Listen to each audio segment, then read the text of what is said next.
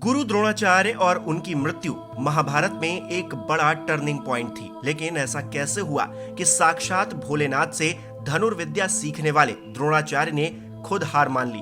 तो इसके पीछे था गहरा छल कपट, जो किसी और ने नहीं बल्कि श्री कृष्ण ने ही रचा था। दरअसल श्री कृष्ण जानते थे कि द्रोणाचार्य को हराना नामुमकिन है। ऐसे में उन्होंने उनकी कमजोरी यानी कि उनके बेटे का इस्तेमाल किया। द्रोणाचार्य के बेटे का नाम था अश्वत्थामा। वो भी बड़ा ही पराक्रमी योद्धा था। उसे भी हरा पाना किसी के बस की बात नहीं थी। लेकिन पांडवों की जीत फिर होती कैसे? इसलिए श्री कृष्ण ने एक छल के तहत ये अफवाह फैलाई कि युद्ध भूमि में अश्वत्थामा मारा गया। ये बात जब द्रोणाचार्य तक पहुंची तो उन्हें यकीन ही नहीं हुआ कि उनका पुत्र नहीं रहा। उन्होंने कहा, मैं इस बात पर तभी यकीन करूंगा जब धर्मराज युधिष्ठिर मुझसे कहें। युधिष्ठिर कभी झूठ नहीं बोलते थे।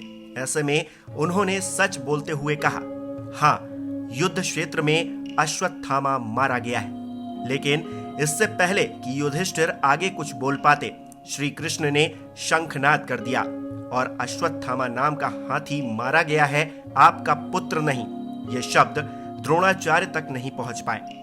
बस ये सुनते ही कि अश्वत्थामा मारा गया है, द्रोणाचार्य ने अपने हथियार त्याग दिए और पुत्र शोक में चले गए। लेकिन युद्ध के बीच द्रोणाचार्य का हथियार त्यागना उनके जीवन की आखिरी गलती बन गई और राजा द्रुपद के बेटे धृष्टद्युम्न ने मौके का फायदा उठाते हुए कौरवों और पांडवों के निहत्थे गुरु द्रोणाचार्य का सिर धड़ से अलग कर दिया।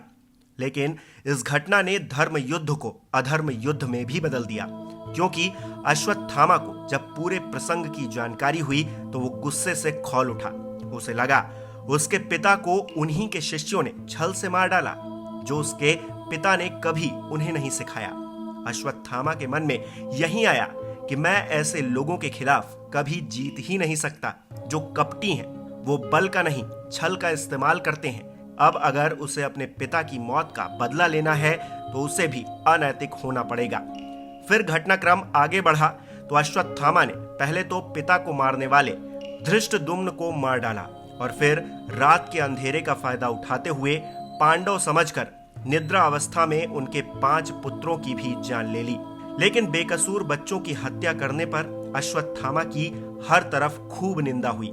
दूसरी तरफ अपने पुत्रों की दशा देखकर और माता द्रौपदी का विलाप सुनकर अर्जुन ने प्रतिज्ञा ली कि वो अश्वत्थामा का वध कर देंगे। श्री कृष्ण भी अपने भांजों की मृत्यु से व्यथित होकर अर्जुन के साथ निकल पड़े। अश्वत्थामा को जब पता चला कि अर्जुन और श्री कृष्ण उसके पीछे आ रहे हैं तो वो वेद व्यास जी के आश्रम में चला गया, जहां उसका सामना अर्जुन और कृष्ण से हुआ। लेकिन दोनों को देखते ही अश्वत्थामा ने ब्रह्मास्त्र का इस्तेमाल कर दिया। तत्क्षण श्री कृष्ण के कहने पर अर्जुन ने भी ब्रह्मास्त्र का उपयोग किया, जिसे देखकर वेद व्यास जी घबरा गए और दोनों से ब्रह्मास्त्र वापस लेने का आग्रह करने लगे। उन्हें पता था कि अगर दोनों ब्रह्मास्त्र आपस में टकराए तो सब कुछ तबाह हो जाएगा। श्री कृष्ण को भी इस बात का आभास हो गया और उन्होंने अर्जुन को शांत कर दिया। पर अश्वत्थामा ने ऐसा नहीं किया, क्योंकि ब्रह्मास्त्र पर उसका बस रह नहीं गया था। श्री कृष्ण ने इस बीच अश्वत्थामा को रोकने की कोशिश भी की, लेकिन अश्वत्थामा का ब्रह्मास्त्र छूट चुका था और वो गलत दिशा में जाते हुए अभिमन्यु की पत्नी उत्तरा पर चल गया। उस वक्त उत्तरा के गर्भ में एक बच्चा था। ये देखकर कृष्ण अति क्रोधित हो उठे और अश्वत्थामा से बोले, उत्तरा को परीक्षित नाम के बालक के जन्म का वर मिला है, उसका पुत्र तो होकर रहेगा। अगर वो तेरे शस्त्र की शक्ति के कारण मृत जन्मा तो भी मैं उसे जीवित कर दूंगा। वो भूमि का सम्राट होगा और तू नीच अश्वत्थामा, तू इतने वधों का पाप ढोता हुआ अनंत काल तक निर्जन स्थानों में भटकता रहेगा। तेरे शरीर से सदैव रक्त की दुर्गंध आएगी। तू अनेक रोगों से पीड़ित रहेगा। तेरी जिंदगी नरक से भी बदतर होगी। श्री कृष्ण के इस श्राप के बाद अर्जुन ने अपनी तलवार से अश्वत्थामा के सिर के केश काट डाले और उसके मस्तक की मणि भी निकाल ली। वो अमूल्य मणि जन्म से ही अश्वत्थामा के मस्तक पर विद्यमान थी, जो कि उसे दैत्य, दानव, शस्त्र, व्याधि, देवता, नाग सभी से निर्भय रखती थी। वो मणि अश्वत्थामा को बुढ़ापे, भूख, प्यास और थकान से भी बचाती थी। भगवान शिव से प्राप्त उस शक्तिशाली दिव्य मणि ने अश्वत्थामा को लगभग अजेय और अमर बना दिया था, लेकिन मणि निकलते ही अश्वत्थामा श्रीहीन हो गया। कहा जाता है कि अर्जुन ने वो मणि द्रौपदी को दे दी थी और द्रौपदी ने उसे युधिष्ठिर के अधिकार में रखवा दिया था। वहीं अश्वत्थामा बगैर मणि और श्री कृष्ण के श्राप के साथ आज भी कहीं पीड़ित अवस्था में जहन्नुम जैसी जिंदगी गुजार रहा है, ऐसी मान्यता है।